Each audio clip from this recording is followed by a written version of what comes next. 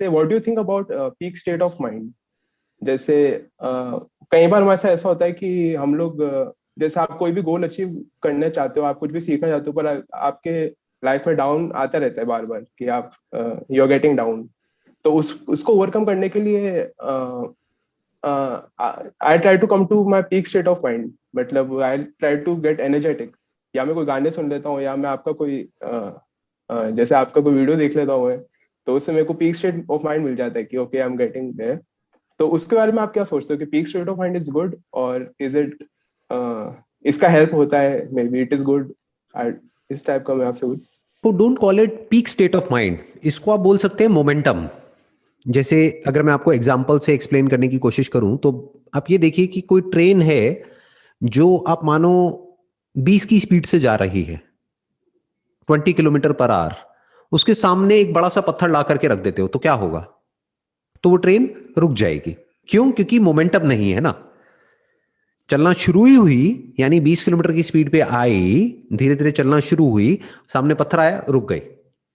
अब एक दूसरा एंगल देखते हैं। एक ट्रेन है जो मोमेंटम में आ चुकी है, मानो 100 की स्पीड पर जा रही है, और उसके सामने बड़ा पत्थर, क्या हम पूरी बड़ी एक दीवार खड़ी कर देते हैं, तो क्या होगा? तो वो निकल जाएगी। तोड़ते हुए निकल जाएगी, उस दीवार को ही तोड़ देगी। तो इसी तरह से इसको आप बोल सकते हो मोमेंटम। तो ऑलवेज थिंक कि मेरे को मोमेंटम कैसे मिलेगा, नॉट अ पीक स्टेट, क्योंकि पीक तो फिर वैली की तरफ जाएगी। मतलब जो पीक स्टेट है उसको आप सस्टेन नहीं कर सकते। तो right. Think more about momentum, कि जो भी मैं करना चाहता हूं उसकी तरफ मोमेंटम कैसे गैदर करूं कि मेरी सारी एनर्जीज उस डायरेक्शन में लग जाए, सारे थॉट्स एक ही डायरेक्शन में भागने लग जाए, और किसी भी प्रॉब्लम के मेरे को अलग अलग साइड्स नजर आने लग जाए। जैसे हम कहीं भी जाकर के फंसते हैं तो नॉर्मली क्या होता है कि अगर हम ठंडे दिमाग से देखते हैं तो हमको बहुत सारे रास्ते नजर आ जाते हैं। लेकिन अगर बहुत ज्यादा एक्साइटेड हो जाते हैं, यानी जिसको आप पीक स्टेट कह रहे हो, तो हो सकता है एकदम से प्रॉब्लम आई तो आपको गुस्सा आएगा, आपको ऐसा लगेगा कोई मुझे रोक रहा है आगे बढ़ने से, तो आप फ्रस्ट्रेशन आएगा आपके अंदर। बट अगर आपके अंदर मोमेंटम होगा, यानी एक रिदम होगा, एक तरह से आप फ्लो की स्टेट में आगे बढ़ रहे होगे, तो आप मेंटली प्रिपेयर्ड होगे कि आगे कुछ भी मुझे नजर आ रहा है, फटाफट से सॉल्यूशन निकालते चले जाना है और आगे बढ़ते चले जाना है। तो आप इसको बोल सकते हो more of a solution oriented momentum, जिसको हमको गैदर करना होता है लाइफ में कुछ भी बड़ा अचीव करने के लिए। कि प्रॉब्लम्स आती है, फटाफट से सॉल्यूशन निकालो, आगे बढ़ो, सॉल्यूशन निकालो, आगे बढ़ो, तो मोमेंटम गेन कर लो। अब ये मोमेंटम कैसे गेन करेंगे? जैसे फॉर एग्जांपल आप बिजनेस करना चाहते हो, बिजनेस में आप कुछ बड़ा करना चाहते हो, तो मोमेंटम कैसे गेन करें? जो भी आपका आइडिया है, माइंड में जो चल रहा है, उस आइडिया को रिफाइन करते चले जाओ। Talk with as many people as possible. हम क्या करते हैं, अपने आइडिया को अपने माइंड में ही रखे रहते हैं। ये गलती मत कर बैठना, बात करो लोगों से, स्पेशली जिनको एक्सपीरियंस है उस फील्ड में, जिस भी फील्ड में आप कुछ करना चाहते हो। अब उस फील्ड को हम ब्रॉड भी कर सकते हैं, मतलब नैरो नैरो कैसे होगी वो फील्ड? मतलब एक पॉइंट भी हो सकता है कि आप उन्हीं लोगों से बात करो, अगर आप बिजनेस में एक्सपोर्ट में करना चाहते हो तो आप उन्हीं से बात करो जो एक्सपोर्टर्स हैं। दूसरा क्या हो सकता है, आप बिजनेस वाले लोगों से बात करो, आप एंटरप्रेन्योर से बात करो। ये दूसरा ऑप्शन है। जरूरी नहीं है कि वो एक्सपोर्ट फील्ड से हो, लेकिन ब्रॉडली एक एंटरप्रेन्योर का दिमाग तो अलग ही चलेगा ना। राइट। राइट। तो जो भी हमारे कांटेक्ट में एंटरप्रेन्योर्स हैं, आपके कांटेक्ट में आपके रिलेटिव्स हैं या और कहीं कोई हैं जो सक्सेसफुल हैं अपनी अलग किसी भी फील्ड में, उनसे जाकर के अपना आइडिया डिस्कस करो और कंस्ट्रक्टिवली आराम से ठंडे दिमाग से सुनो। अब अगर वो बोलते हैं आइडिया बेकार है तो उनसे पूछो कि बेकार क्यों है, तो वो आपको लॉजिक बताएंगे। अगर कहेंगे अच्छा है तो ज्यादा खुश नहीं होना है कि उन्होंने बोल दिया अच्छा है तो बहुत अच्छा है। हो सकता है वो सिर्फ इसलिए आपको अच्छा बोल रहे हैं क्योंकि वो सोचते हैं कि यार बच्चा है क्या, इसको क्यों क्यों डीमोटिवेट करना। ठीक है ना, कि आपके फादर के आप रेफरेंस से गए हो तो वो कहेंगे यार क्यों इसको मैं उल्टा बोलूं, क्यों इसका मूड खराब करूं, वो बहुत अच्छा है बेटा, बहुत अच्छा है, बहुत अच्छा है, बहुत अच्छा है। अगर वो बोले अच्छा है तो क्यों अच्छा है, बुरा है तो क्यों बुरा है। Try to understand as much as possible about whatever you are doing. फिर जो भी कुछ पढ़ रहे हो उस सबको उससे रिलेट करते चले जाओ और उसको बिल्ड करते चले जाओ। खुद देखो दूसरी तरफ से भी, not just from the entrepreneur side of doing a business, but from the other side, कि अगर मैं क्लाइंट हूं तो क्रिटिकली अगर मैं अपने आइडिया को देखूं तो क्या है, मतलब देखो इसमें बढ़िया से बढ़िया क्या है और बेकार से बेकार क्या है। ओके। कि मैं क्यों इस आइडिया को, यानी इस प्रोडक्ट को सर्विस को बाय नहीं करूंगा, उसके रीजंस लिख दो पेपर के ऊपर। क्यों बाय करूंगा वो भी लिख दो। अब दिमाग दौड़ाओ इसको कैसे चेंज किया जा सके, कि इन सवालों के क्या जवाब होंगे आपके पास, पहले से सोच लो, लोगों से डिस्कस करो, डरो मत, मतलब उससे रेजिस्टेंस से डरो मत। आपको एक बहुत बड़ा सीक्रेट बताता हूं लाइफ का, मतलब क्या होता है जैसे ही हम कुछ भी अलग करते हैं ना, अलग मतलब क्या, अपने कंफर्ट जोन से बाहर कुछ करते हैं, या दुनिया में जो भी कुछ लोग कर रहे हैं उससे अलग करते हैं, या जो भी आपका फैमिली बैकग्राउंड है उसमें आज तक जिस तरह से काम होता आया है उससे अलग तरीके से कुछ आप करने की कोशिश करते हो, तो क्या होता है, हमको मिलता है रेजिस्टेंस, अंदर से भी और बाहर से भी।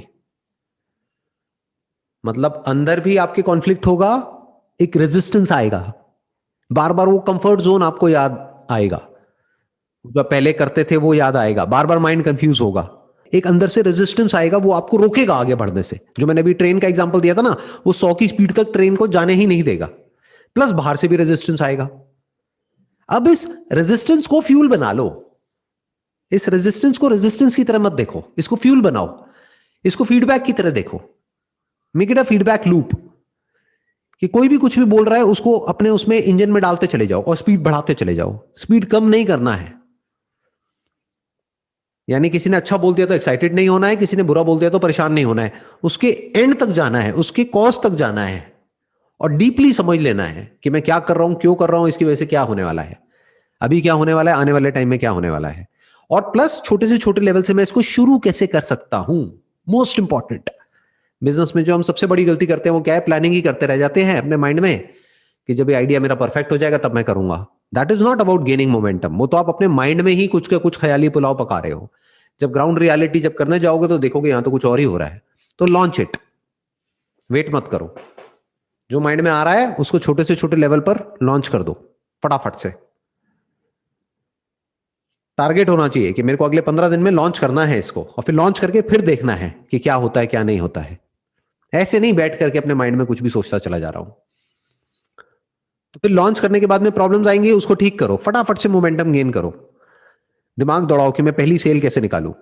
इस तरह से आगे बढ़ना होता है। फिर क्या होता है, एक स्टेट ऐसी आ जाती है जब पूरी आपकी सारी एनर्जी, सारा कुछ एक ही डायरेक्शन में भागने लग जाता है, फिर वो जो आपका आइडिया है वो बड़ा होने लग जाता है। एक और क्वेश्चन मुझे था कि मैंने आपके काफी सारे वीडियोस देखे थे, उसमें आपने बताया था कि जो क्वेश्चनिंग होती है, क्वेश्चनिंग इज इंटेलिजेंस बेसिकली। तो अ, मेरे को आप एक एग्जांपल के थ्रू बता सकते हैं कि जैसे कैसे हम क्वेश्चंस के लेयर्स में जाके उस लेवल पे आए कि जहाँ से कोई और बचे ही नहीं आंसर, मतलब वही बच जाए एक आंसर। तो वो कैसे मतलब किया जाता है, मेरे को जैसे समझ नहीं आता कि कोई सोल्यूशन जैसे मुझे पता करना है, कोई मेरे प्रॉब्लम आ गई हो। बेसिकली तो मैं तो क्वेश्चन पूछना मेरी आदत है ही नहीं माइंड में, कि मैं क्वेश्चन पूछता नहीं ज्यादा, मैं बस जैसे मुझे करना है तो ठीक है, इट्स अ गुड आइडिया, ये कर लेंगे, पर इतना डीप में जाके मैं सोचता नहीं हूँ। तो क्वेश्चनिंग मेरे को बेसिकली वो पता करना है, कैसे हम क्वेश्चनिंग कर सकते हैं और कैसे उसके नीचे मतलब डीप में जाके हम लोग कैसे क्लैरिटी ला सकते हैं। अभी मैं उसी चीज का आपको आंसर दे रहा था। इनफैक्ट आपके पीछे मुझे 2 पोस्टर्स लगे हुए दिख रहे हैं, एक में बिल गेट्स है, एक में स्टीव जॉब्स है, राइट? तो देखो वो किस तरीके से सोचते थे, उनकी ऑटोबायोग्राफी पढ़ो दोनों की, देखो दोनों की थॉट प्रोसेस कितनी अलग है और क्या सेम था दोनों की थॉट प्रोसेस में। ऊपर ऊपर से देखोगे तो बिल्कुल अलग है, फंडामेंटली देखोगे तो सेम है। ऐसे समझना होता है, क्वेश्चन करो ऐसी क्या सिमिलैरिटी थी दोनों में, दोनों की थिंकिंग में, जो दोनों इतना आगे तक गए बिजनेस में। दोनों ने अपने अपने तरीके से दुनिया को मैसिवली इंपैक्ट किया और मैसिवली चेंज किया, और दोनों में क्या अलग था, अब उससे आप क्या सीख सकते हो।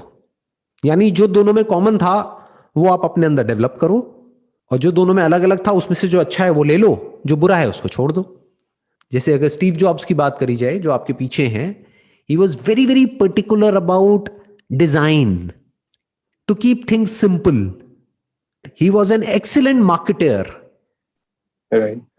एंड बिल गेट्स की बात करी जाए, he was an extraordinary product developer, software as product, इस कॉन्सेप्ट को शुरू करने वाले ही वही थे पूरे वर्ल्ड में। तो सोचो कि जब ये सब कुछ नहीं था तब उन्होंने कैसे देख लिया इतना कुछ।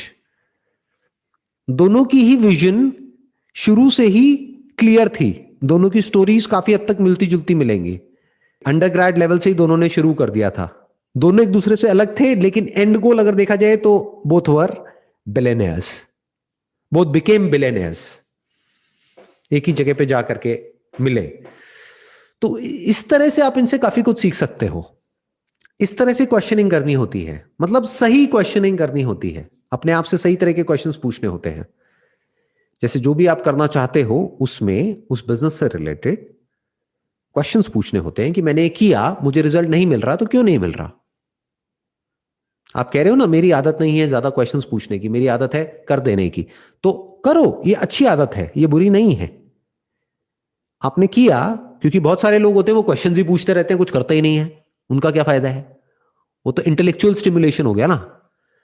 तो आपके माइंड में जो भी आ रहा है उसको कर दो प्रैक्टिकली, छोटे से छोटे लेवल पे। आपने किया, फिर या तो रिजल्ट अच्छा आया या नहीं आया। अच्छा आया तो अपने आप से क्वेश्चन पूछो क्या सही हुआ जिसकी वजह से अच्छा रिजल्ट आया, उसको और करो, उसको और अच्छे तरीके से करो, उसको और इंप्रूव करो। अगर रिजल्ट नहीं आया तो अपने आप से क्वेश्चन पूछो क्या गड़बड़ हुई है। स्पेशली जो भी आप करना चाहते हो उस फील्ड में जो ऑलरेडी सक्सेसफुल है, अपने आप से क्वेश्चन पूछो वो ऐसा क्या कर रहे हैं, उन्होंने क्या किया। बारीकी से उनकी एक एक स्टेप को ऑब्जर्व करो। मान लो उनको 20 साल हो गए हैं वो करते हुए जो आप करना चाहते हो, तो 20 साल पहले से लेकर के अभी तक उन्होंने स्टेप बाय स्टेप क्या क्या किया, कैसे कैसे किया, क्या क्या उनके टर्निंग पॉइंट्स थे, उसको आराम से ऑब्जर्व करो, आराम से समझने की कोशिश करो कि जो भी आपका मार्केट लीडर है, जिस भी डोमेन में आप जा रहे हो, उसमें ऐसा क्या है, क्या थॉट प्रोसेस है उनकी। तो उसको कॉपी नहीं करना है, क्योंकि उसको कॉपी किया तो आप हमेशा उनको पकड़ने का गेम खेलते रहोगे और वो आपसे बहुत आगे हैं। अब देखो कि जो भी वो कर रहे हैं बहुत बढ़िया कर रहे हैं, तभी टॉप पे बैठे हैं, बट कहीं ना कहीं कोई गैप बचा हुआ है। मार्केट में गैप ढूंढना होता है ना, तो गैप आपको नजर आना चाहिए कि ये गैप है, उस गैप को फिल कर दो, हो गया काम। बट गैप तक पहुंचोगे कैसे, जब क्वेश्चन पूछोगे कि उन्होंने क्या किया, क्या मार्केट कैप्चर कर लिया, तब आपको नजर आएगा अच्छा ये वाला मार्केट तो पूरा उन्होंने कैप्चर कर लिया है, बट यहां पर तो बहुत बड़ा गैप है, इसकी नीड बहुत ज्यादा है लेकिन सप्लायर कोई भी नहीं है पूरे वर्ल्ड में, let me fill this gap. इस तरह से फिर आप मोमेंटम गेन करते चले जाते हो।